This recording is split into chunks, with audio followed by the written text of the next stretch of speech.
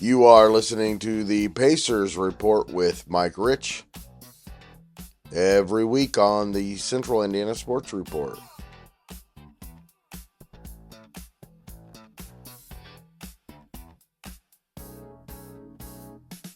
Welcome back, Pacers fans, to the Central Indiana Sports Report for this week's Pacers Report, a special one because it's the last one of 2025. And I'm joined by our Pacers guy, Mike Rich, to do our 2025 year-end review. And Mike, you could make the argument, despite what's happened this season, that 2025 is the greatest year in Indiana Pacers history.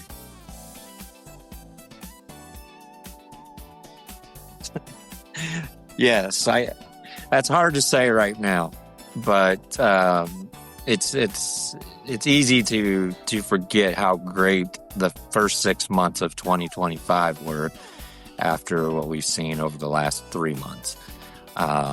It's just recency bias, I think, is why I could kind of chuckle at that. But if you're looking at the year-end review, 2025 was the best year ever in Pacer history. I think you could make the argument that 1994 was the best year in Pacers history. You could make the argument that the year 2000 was the best in Pacers history. But I think it's got to be the best playoff run in Pacers history, without question. All the dramatics, they were underdogs in every series. They were one game from the NBA championship for the first time in franchise history. It's hard to say that 25 wasn't the greatest calendar year in franchises. It's just hard to say it's not. I would like to see some evidence in any of those other years being better. I'm going to give you some evidence, Mike, that 2025 was, in fact, the greatest year. And here's where we start. I don't know if people remember this, Mike, but the Pacers lost on New Year's Eve last year at home, 120-112 to the Milwaukee Bucks, the final game of 2024, making the Pacers 16-18 on the year. They start 2025 with 6 consecutive wins, starting with a 128-115 win in Miami, in which Tyrese Halliburton had 33 points and 15 assists. They beat Houston, they beat Brooklyn, Chicago, then they beat Golden State 108-96. Big night from Siakam.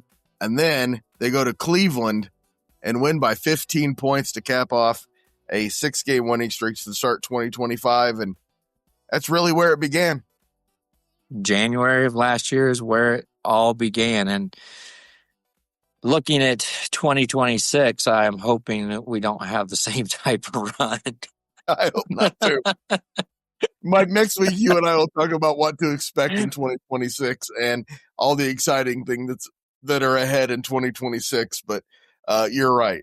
We do not want a winning streak right now. That would be the worst thing we could do. I think Pascal Siakam would like to have a little bit of a winning streak. And yes, he would. And this 2025 has to be the best year of his career. No doubt about it. His performance in the playoffs, coupled with what has been an all-star season for a team with 6 wins. He might not make it because the Pacers have only won 6 games, but we know he's an all-star this year. Absolutely an all-star. And he's torching everyone who tries to defend him. He's the most consistent, unstoppable force that we have. So, Mike, the Pacers, after winning 6 in a row to start 25, they lost at home to Cleveland, then beat Detroit and Philadelphia, lost to San Antonio, and then started another 4-game winning streak. It really started to get going in March. They were 37-29 on March 15th after another loss to the Milwaukee Bucks, who, of course, we're going to be talking about coming up. And then they started a 5-game winning streak with a big overtime win in Minnesota without the entire starting lineup. Obi Toppin led the way with 34 points and 10 rebounds, and TJ McConnell had 13 assists. All the starters were out. They won in Minnesota. That started another 6-game winning streak. And then another 6-game winning streak late in the year. They went 34-14 in the 2025 portion of the schedule and going into the playoffs. And that was such an exciting time heading into the playoffs. I think they finished with Cleveland. They ended up our bench beat Cleveland right before the playoffs too. And did we win that series last year? We won the series 3-1 last year. 3-1. Okay. Yep. I didn't know if it was 2-2 or if it was 3-1. Looking back at this last year and heading into the playoffs and the series, and they were all dramatic, like you were saying earlier. We were underdogs in all those, and every one of those series, and to come out and I just thought it was Halliburton's coming out party and just put his place as the face of the franchise during that playoff run. And as rough as it's been the last 3 months, thinking at the beginning of the season there was a little bit of hope. I thought we had hope with this team that we're going to be more competitive, and I still see spurts of being competitive. Saturday night went about as well as you could possibly go. Yeah, they were very competitive for 3.5 quarters and then lost. That's almost exactly what we want right now. We want to see the future and see what it's going to look like, see what pieces we're going to keep. We want our pieces that we're looking at potentially trading to continue to play well and just show other teams what we have, and hopefully make a big trade at the end of the year or by the trade deadline, or use the draft to take one of these fantastic top 5 picks. And I think 2026 is very promising for this team. And we will do our 2026 outlook next week. But one thing we'll be talking about, Mike, is Johnny Furphy and whether or not he is part of the future, because I like what I saw on Saturday night from him. I like what I saw Saturday night as well. I'd like that they put him in the starting lineup. He has moments that he's really aggressive. He's gotten a lot better over the year, and I think just the extended playing time for him is just going to benefit him down the road. Of the people that we would be looking at keeping, I think he's very promising. I mean, I would keep him over probably Walker and Mather. It's been a bummer of a year for Walker and Mather, and I think that's probably the biggest negative besides the record. But again, we'll talk about 2026 next week. Right now, let's get back to 25, and the playoffs started with the Milwaukee Bucks, Mike, and I'm just going to go on record reminding people that I picked the Bucks to win this series. I picked the Pacers. I know you did.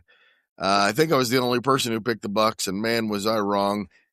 What I think people are going to remember about this series is the dramatic Game 5 buzzer beater. But it started with a beatdown in Game 1, and that was really set the tone. The first game, they came out of the gate and they put it to Milwaukee. I think they beat them by, almost 20 points, something like that first game. And they were picked to lose that game. They won that game at home. Favored, and they weren't favored in many games at the beginning of the playoffs, and then they weren't favored in any one of the series that they played in. And the only one that the analysts were right was the last one. That's right, and only because the last game, only because the best player was injured. Yeah, and he was on fire that night. God, he was on fire, and that was part of 2025 as well. Yeah. Losing Halliburton, so that would be an argument against it being the greatest year of all time. Also lost Miles Turner, who had 10 really nice seasons with the Pacers. 10 nice seasons, bid him farewell, and hope that Milwaukee never makes the playoffs while he's playing for them. Yeah, the Bucks can have him, but great guy, and it was a nice 10 years, and we're happy that he was here, and we will start talking about how much we liked him as a Pacer once he's no longer playing for the enemy. I think down the road, I think I definitely would like to see him come back and get the welcome he deserves from the fans. And he took the money, which you can't blame him for. And the Pacers weren't going to pay him, and he was always in the talk of being traded. And for him to go there and be offered that big contract and take it, I mean, probably wasn't the worst thing for him. And if he's just thinking about himself. But I really wonder how much he would have changed this season if he was playing with the Pacers. I wonder how different the Pacers would have been with that continuity at center with him there. Are we looking Yeah, at a yeah, 500 season? Are we looking at a couple more wins? probably a couple more wins, probably a handful more wins, maybe. But the way the injuries start at the beginning of the season came on top of the Halliburton injury, it just was over before it began. But what wasn't over before it began was taking on the number one seed in the Eastern Conference. I thought the Pacers had no chance of winning the series against the number one seed Cleveland Cavaliers, who I picked to win the Eastern Conference. I picked to win the NBA championship. And the Indiana Pacers go into Cleveland and win the first two games. And they won that first game. It kind of like they did in Milwaukee. I think they beat them by 9-10 points, something like that, in Cleveland. They went in and punched them right in the mouth and didn't stop there. They went and took game 2 as well, and lose game 3 and then win the next 2. Yeah, it was unbelievable. I think we were back and forth. I think there was maybe a couple more people that thought Cleveland was going to win on our group, but I think a couple of us had the Pacers winning that one too. I thought you guys were dreaming. And And not only did the Pacers win the series, they dominated it. They dominated it. Game 5, it was all Pacers, and I really thought Cleveland was going to win that Game 5, and the Pacers tried to get it back to Game 6 and win there. But man, they just took care of business right there in Cleveland, and Mike, you can forget the Tyrese Halliburton shot in Game 2. That's where he missed that free throw, got the rebound, that hit and shot the 3. It bounced way up over the backboard, came back down. It was like the so slow-mo watching that shot and watching it drop and won 120-119. And over in the other series, Mike, the New York Knicks upset the Boston Celtics, making the Pacers suddenly a serious contender to get to the finals. And for the second year in a row, the Pacers take on the Knicks. For the second year in a row, the Pacers beat the Knicks. And it started with, again, another crazy game in Game 1 in New York City. That's the one they won in overtime, and it was the last second shot at the end of the fourth quarter to even get it into overtime. That we thought that we won, and Tyrese Halliburton gives the choke sign, and then they have to go into overtime, and they win it in overtime, and just were so clutch the entire postseason, winning games 1 and 2 at Madison Square Garden. Unreal. And just and as a Pacer fan going so far back in the 90s, the back and forth and the battles we had with the Knicks and the hate that was still there, just was that series was. I think the finals was just like icing on the cake, but that was cake. That was eating the cake with. I mean, beating the Knicks, because I just remember listening to some of the New York fans and some of the analysts, and the Knicks were going to win the championship as soon as they had the Pacers in the Eastern Conference Finals. That's kind of where it was. It was like, well, the Pacers had no chance. The Knicks were they were already looking at it. Didn't matter who was coming out of the West, that they were winning the championship that year, and I think they're probably going to win it this year too. But hopefully that doesn't happen. No, they're not. I don't think they'll make it out of the East. And unlike the Cavaliers, who weren't able to push it to a Game 6 back in Indianapolis, the Knicks were able to beat the Pacers 111-94 in Game 5. to set up a game 6 in Indianapolis, and the Pacers left no doubt. No doubt. Blew them out. Siakam had a hell of a game that game. I think he scored over 30 points that game. They put the nail in the coffin there. Unbelievable. And of course, they go into the finals once again for the 4th time as serious underdogs to win the series.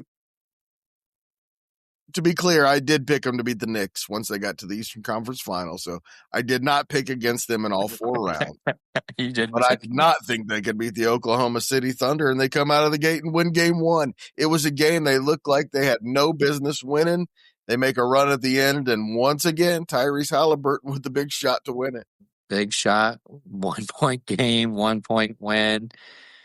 You're just giving more evidence that 2025 has just been a fantastic year for the Indiana Pacers as a franchise.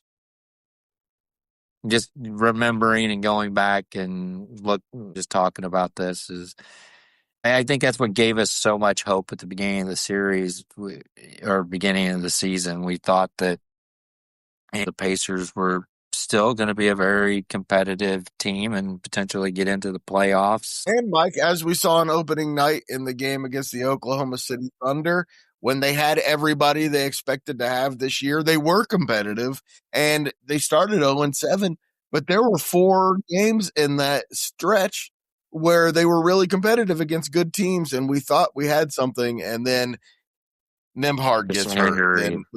Nate Smith and Obi Toppin. Exactly, and then there's no hope. Yeah, and then it's who are you getting off the street to, fill in? Some guy named Garrison Matthews is the guy, I think. I still don't know who half these guys are. Mac McClung. I mean, that's right. I forgot about Mac McClung and his cup of coffee.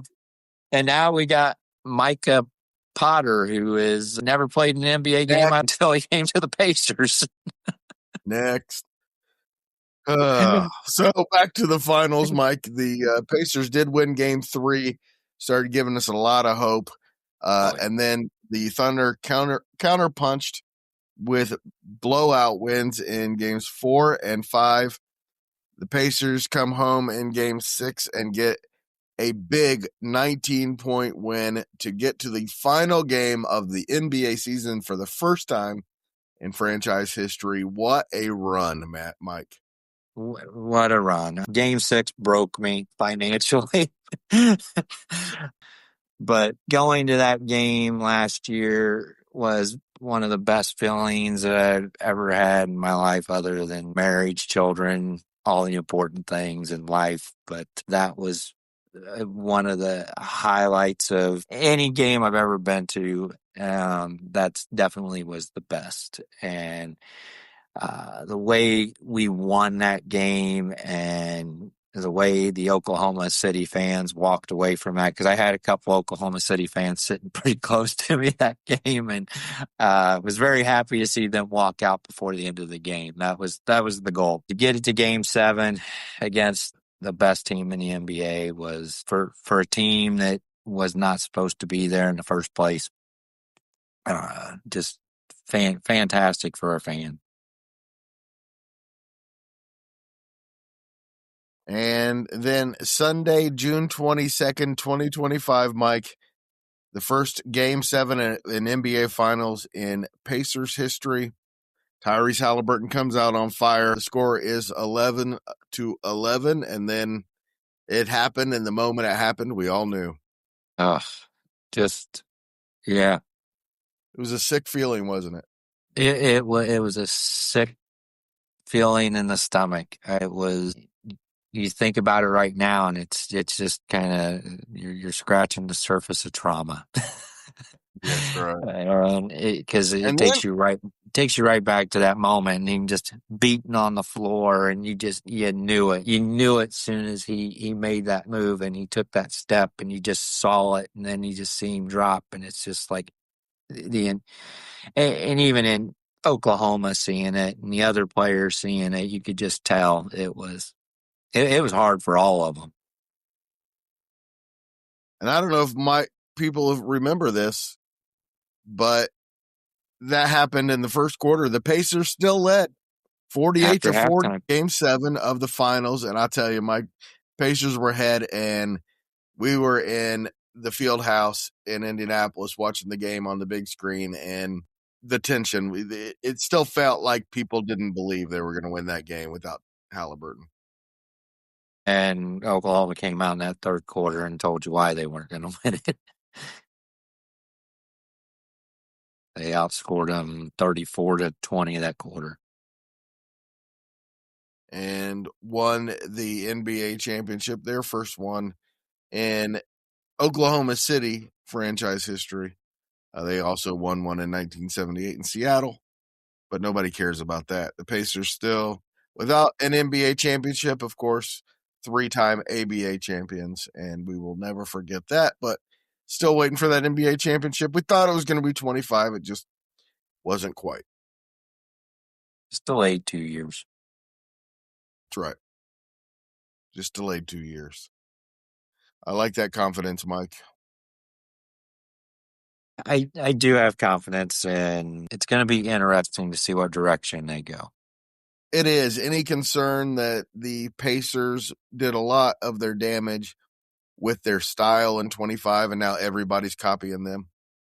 You do see that, and good teams are going to learn, how to control it defensively. I think in some ways, everybody's got the fast pace. I mean, Detroit and anybody we seem to be playing, we can't get back on defense fast enough because everybody's outpacing us. I think our pace is one of the worst in the league, and so is our offensive production. It's pretty bad too. And the defense is good sometimes, but sometimes is awful.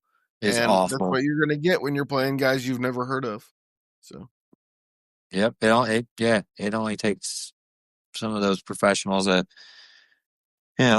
couple up and down the court, and they got that player figure out their weakness, and they exploit it. And then the Pacers have to go back to the street and find somebody else to put in there to mix it up right now. I'd be interested to see how management handles the rest of this season and the off season and the draft. I think we got a lot of opportunity to get a lot better. All right, Mike, Pacers are in Houston on Monday night. That's tonight to most of you listening. And then they're home for their annual New Year's Eve game against the Orlando Magic, 3 o'clock on Wednesday. There are not a lot of wins on this stretch coming up, Mike. No, I think we ran it down, and we're looking into almost February before they have a chance to win. Without sneaking up on somebody one night who has a bad game. Yeah, and that dogs all month. And that definitely can happen. Somebody can get hot off of our team. It was good to see. That's what I was just going to say. It's good to see Nesmith back, and he was productive. And I think he played less than almost 20 minutes or something like that, and scored 9 points and had some good defensive plays and did some rebounding. And, all in all, I thought it's a good outing for him coming back after being out 6 weeks. So yeah. It's promising, and then you're looking at Obi Toppin potentially coming back next month, and it'll be good to get some of these players back and see what we have, and hopefully we can highlight some of those trade pieces and see what Pritchard wants to do, if he's going to hold on to Mather and then look at potentially trading him before the draft, after the draft. I don't know what the heck he's going to do with him, but I don't see him playing on this team next year. And hopefully he becomes more and more valuable over the season with the other pieces coming back. I think with Nesmith coming back, that helps his game a little bit. Think Mathurin will be a Pacer after February 5th? He's a restricted free agent. They could sign and trade him still. I don't think they're going to extend him. Seems unlikely. It seems unlikely. And they're not going to win a bunch of games in January. So they're going to be kind of in the same boat they are right now. Do you get value out of it? Do you get more value out of him this month, or do you get more value out of him right at the trade deadline? So I don't think Benedict Mathurin's played well enough to increase his trade value. I think we need to kind of see what's going to happen in January, but I just don't know if he's as valuable now as he will be at the end of the season. We will be back on Wednesday to react to the Pacers Magic game. I hope everybody will join us for that.